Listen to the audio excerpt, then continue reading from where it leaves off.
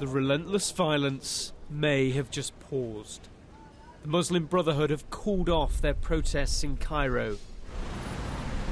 And while the military show of strength isn't weakening, the chief of the army has now said there is room for everyone in Egypt.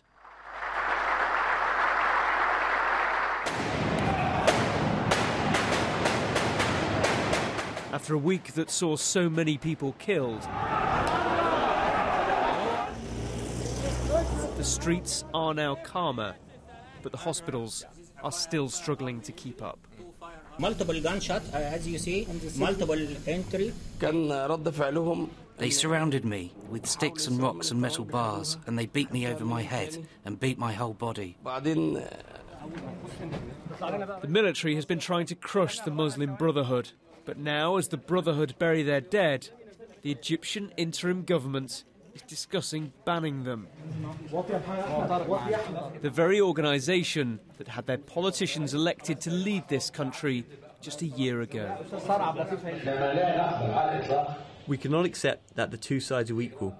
There is a clear distinction between state security and the necessity to maintain rule of law and how they deal with protesters. Some of them are peaceful, but some of them are armed.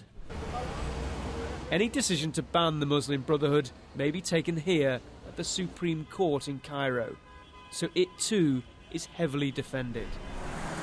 Egyptians and the rest of the world are watching on, wondering how all this ends. At some point, if the violence is to stop, whether it's from elements on the pro-Morsi side or from the security services or whoever, if violence is to stop, there has to be a platform and a venue where mediation and discussions can take place. Within Egypt, it's very difficult to see who that might be.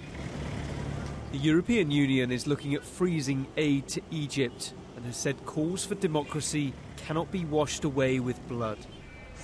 The pause in the protests could be just that. Nobody really knows what comes next. Tom Parmenter, Sky News.